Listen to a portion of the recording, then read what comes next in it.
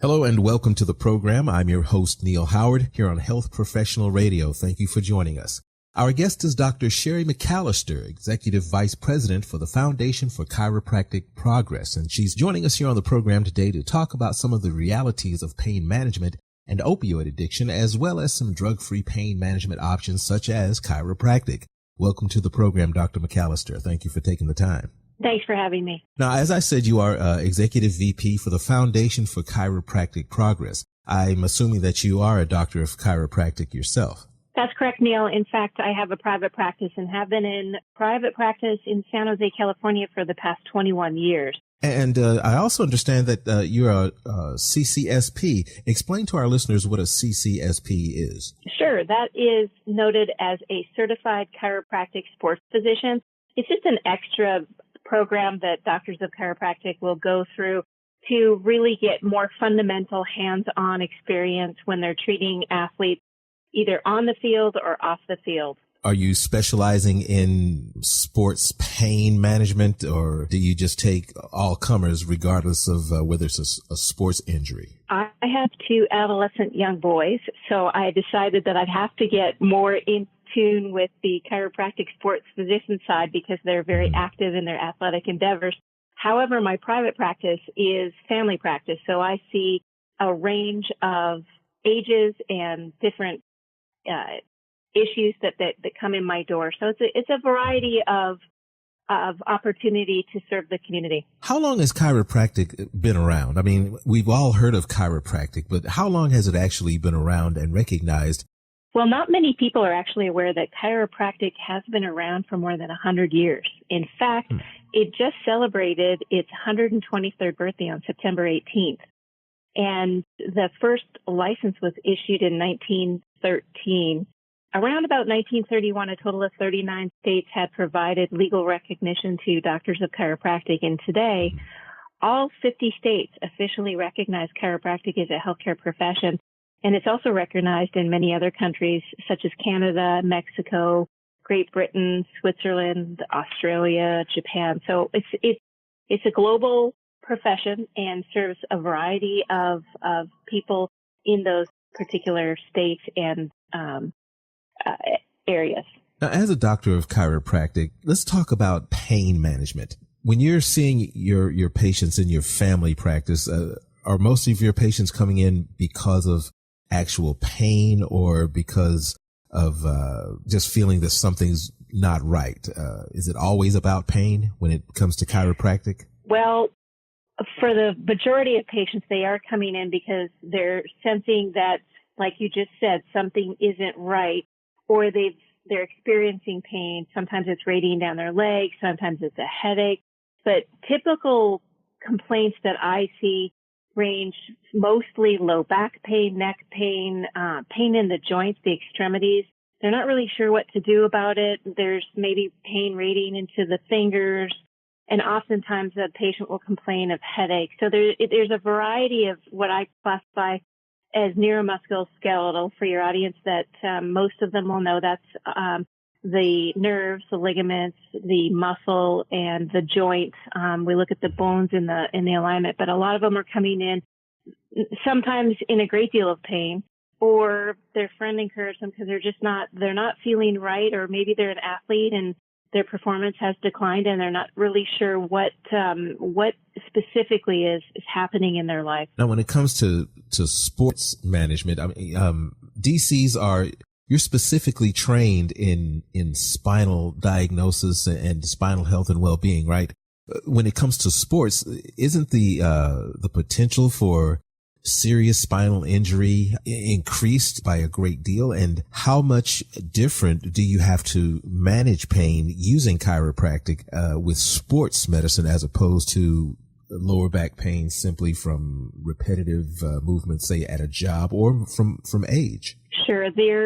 Sports injuries obviously are more acute. That being said, acute pain is something that is traumatic. Usually, for example, an athlete on the field could injure their head and create all sorts of neck and spinal problems. So the severity can oftentimes go up with an athlete versus someone who's coming in, they've had some improper ergonomic situations occurring in their work spot, and that particular injury, while it's still an injury, is not as severe. So the cases will be triaged accordingly to what exactly was the mechanism of injury, and the doctor has the responsibility to appropriately diagnose the injury and then ask for any special testing that are necessary for the mechanism of injury that's caused the problem. So, for example, if it was a major head injury, the doctor may, in fact, start with an X-ray. Depending on the severity of it, it may go to a CT scan or an MRI, and that they would refer the patient to. So it is dependent, obviously, on the history for the patient and how that came to their office in regards to that.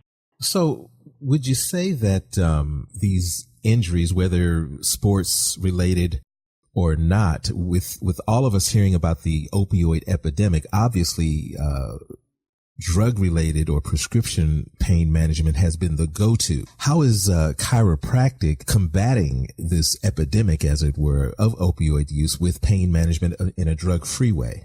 Sure. We know, obviously, the epidemic is very difficult to deal with, and there's a variety of ways of looking at how to assist those. And unfortunately, every 19 minutes, someone in the United States dies from an unintentional prescription drug overdose. And it looks like things are going to be getting worse, according to a lot of the analysts, before they get better. And really, the goal for the chiropractor is to try to be proactive rather than reactive, meaning that we're trying to get our healthcare professionals to really understand the goal of chiropractic in neuromusculoskeletal pain. How do we take a patient that has an injury that's suffering and not give them a painkiller, which oftentimes just masks the problem? And that's one of the key areas that chiropractors are very good at identifying, is where is the cause of the pain, and then how do we help that patient to improve? And chiropractors are really quite good at diagnosing and then appropriately treating without a pharmacological aid. That then sets them in the motion on the right path. If they're a failed chiropractic patient, they could then go to a pharmacological agent, but according to one of the recent Gallup-Palmer College of Chiropractic reports, 78% of Americans actually prefer to try other ways to address their physical pain before they take that medication. So, that's a big part of learning to deal with pain, by understanding the cause and then trying to relate back to that cause what some of the benefits that chiropractic care can offer that individual. Well, we'd like to learn some more about chiropractic. Maybe some of our listeners are interested in becoming a doctor of chiropractic. Where can we go online to get some more information about what you do and about, the history of chiropractic in general? Well, we have a large database that we'd love people to come visit. I recommend, if you're a healthcare provider and you're looking for more information about chiropractic, or you're looking into a career in chiropractic, come visit our website. The foundation has some information that will be helpful for those that maybe are looking just to get help, or healthcare providers looking to be able to refer to a chiropractor. I think it's very important to have that collaborative opportunity and discussion that needs to happen for the patient's sake. Our website is www.f as in Frank, the number 4, C as in chiropractic, P as in Paul.org. That's f4cp.org. And if you are looking for a healthcare provider to refer to, or you want a chiropractor yourself, you can go on to that website, f4cp.org/find a doctor. And there's a lot of doctors out there in chiropractic that are looking to assist you in a non-pharmacological treatment way to improve your health, get you back more flexible if you're looking into your sports, get more balance, coordination, and then prevention of any injuries that might be something we look at to just aid you in a better life for many Americans. It's not just looking at the pain, it's looking at function and wellness. Dr. McAllister, it's been a pleasure speaking with you today. Thank you so much for joining us here on Health Professional Radio. Appreciate your time, Neil. Thanks for having me. You've been listening to Health Professional Radio. I'm your host, Neil Howard. Transcripts and audio of this program are available at hpr.fm and healthprofessionalradio.com.au. You can also subscribe to this podcast on iTunes, listen in and download at SoundCloud, and be sure and visit our affiliate page at hpr.fm and healthprofessionalradio.com.au. Thank you for listening to Health Professional Radio.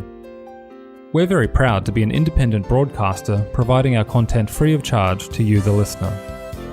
One of the ways that we're able to remain free and independent is by having people like you become patrons. You can support Health Professional Radio simply by visiting hpr.fm and clicking the button that says Become a Patron.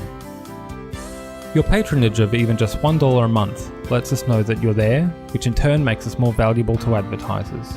And, of course, if you're able to afford more, then we would certainly appreciate the support. My name is Toby Longhurst from Health Professional Radio. Please visit hpr.fm, click the Become a Patron button, and support us if you can.